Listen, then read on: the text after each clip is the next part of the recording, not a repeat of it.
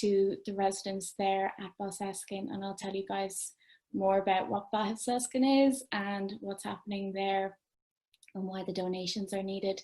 So firstly, I'm just going to tell you guys just a little bit about the Jesuit Refugee Service so you can get an idea of who we are and what we do. And then I'll tell you about Balsaskin and yeah, why the donations are needed. Thanks, Kristen.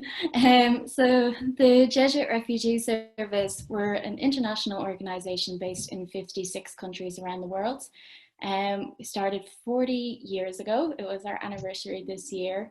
And the catalyst for the organisation starting was the plight of the Vietnamese boat people. So here in Ireland, we've a small enough team, and we work in advocacy and research with the aim of improving the rights and reception conditions for people seeking asylum in Ireland. We also conduct outreach to around 20 accommodation centres across Ireland. So we'll sit and meet with people who are seeking asylum, see what's happening for them, see what's going on, and then we'll help them in the ways that we can. And then we also have an orientation project, and that is based in Balsaskin Reception Centre. What we do there is we help people get set up, so things that they might need like a lawyer or a PPS, but we also run classes and workshops in conjunction with different community groups and individual volunteers that support well-being. So people will be doing things like English classes, yoga and art therapy and things like that, just to support their mental well-being a bit. Just say the photo that's on this is part of our summer project, which is run every year, and it's where we do a summer camp for the kids who are living in the reception centre and a direct provision centre in Dublin. I'm bringing them to places like Dublin Zoo and lots of other things. So now I'll just tell you guys a little bit about Balsaskin and what it is and what's going on there. Kristen, if you may. Thank you. So like I said, Balsaskin is the National Reception Centre. So when you put in your application for asylum, you're going to be given a bed in Balsaskin Reception Centre, and you'll stay there for a couple of weeks to a couple of months, and then you'll be moved on to more permanent accommodation, like as Brad was talking about down in Liston Varna. So yeah, there's lots of different people there. There's single people, there's couples, and there's families. And there's such a wave of different nationalities at different times. So at the moment, I mean, there's just a mix of people from everywhere, and it changes from week to week what is the greatest population of Balsaskin at the time. Yeah, so all the residents there are new to Ireland and they are seeking asylum.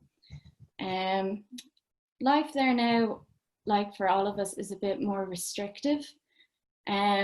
Just to keep up social distancing. So unfortunately, like the classes and the workshops that I mentioned, we can't run them at the moment because people can't be in rooms together mixing.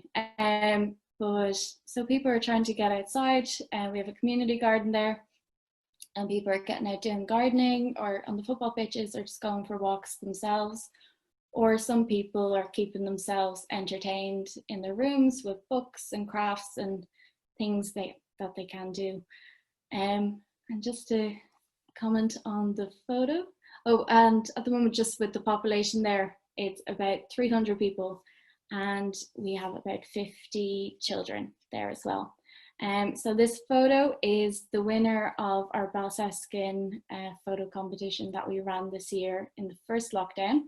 It was taken by one of our younger residents, Caesar, who is 9, and it was entitled The Beatles in Balsaskin. So it's not a picture of the reception centre, but close enough. He did a pretty good job. So yeah, that's what that is there. So I'll just tell you maybe why the donations are needed and why we're so happy to be part of this initiative as well. Thanks.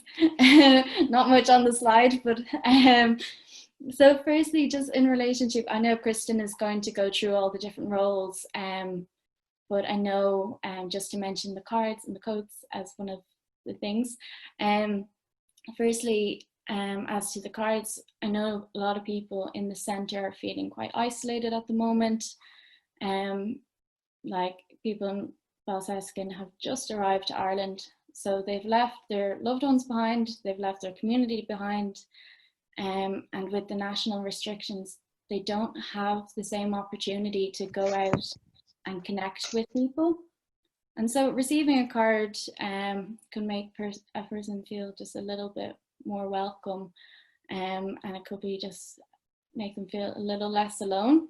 And I would encourage you, if you're brave enough, to try write it in another language. I know Kristen's going to have on the role description the different languages that we'd encourage you to write in, because it can be pretty cool just finding out about a different language and discovering it, but also pretty special for someone to receive as well, a letter in their own language.